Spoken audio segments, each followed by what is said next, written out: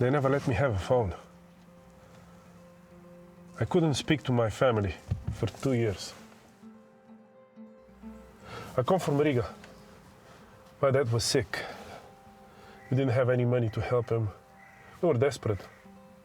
I heard about the guy who helps people find a job in the UK. I met the guy, he said, sure, I can help. I'll pay for your plane ticket, I pay for your house, I'll find you a job. And when you start work, you'll pay me back with a small fee. I thought he was my friend. We got on the plane. When we got out, it was a long drive. When we got out, I didn't know where we are. It was dark. He took me to a house, showed me a room. It's filthy. Mattress on the floor, one stinking blanket. He said, you sleep here, and tomorrow you start work.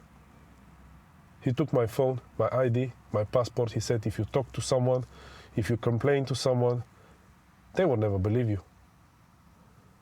The next day, I start working in the poultry processing factory. I don't have money, so I don't eat. Every day is the same. Mince and tomato ketchup. Sometimes not food at all. No showers. I work hard at the factory, but I owe them money for the plane ticket, for the stay, for the shitty food. So, no money to send back home. They said if you talk to someone, we'll kill you and we'll hurt your family. Then after 2 years, someone in the factory noticed. They knew something was wrong. I never had food, never joined in, always picked up, dropped off. I was a zombie. They took me to the HR of the company who phoned the police to find out who can help me. A modern slavery worker helped me to get away that day. The first thing I did, I called my family. My dad was really sick. Now, I have a new place to work with real friends who don't exploit me.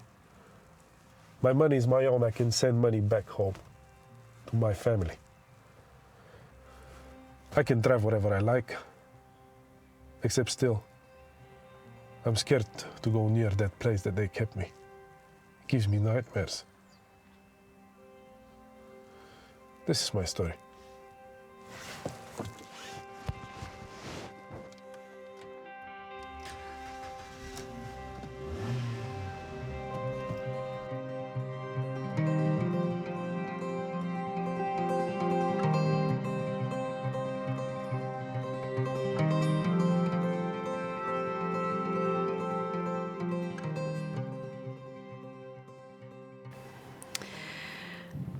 I think, for me, the most horrific aspect of modern slavery is the complete removal of a person's dignity. If you meet victims, as I sometimes do, sadly, you sometimes see in people's eyes a kind of deathliness almost, a lack of engagement, of fear. That's horrific, how human beings destroy other human beings to make money. I think the horrific thing about modern slavery is that it focuses on people who are vulnerable. It takes advantage of that vulnerability, their hope for a better life, and it tricks them into believing that they have a route to a better life, and that all turns out to be an utter lie.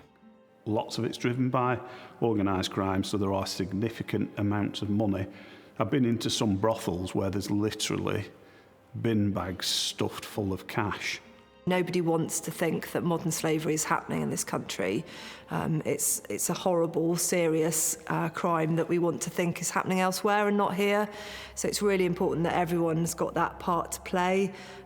We're not all going to be the investigators. We're not all going to be looking into the crimes, but actually we can all be the eyes and ears on the ground. It's critical that we raise awareness across all of the organisations that support society. It still continues that reporting from members of the public is still the biggest piece of intelligence that we get.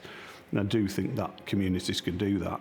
Anybody and everybody, we all have a part to play in it. And if nobody does anything, then this will flourish and flourish and flourish. I think it's absolutely incumbent on us all that we do something. Getting involved in modern slavery doesn't need to mean that you become an expert about modern slavery, but it does mean that you need to be well informed.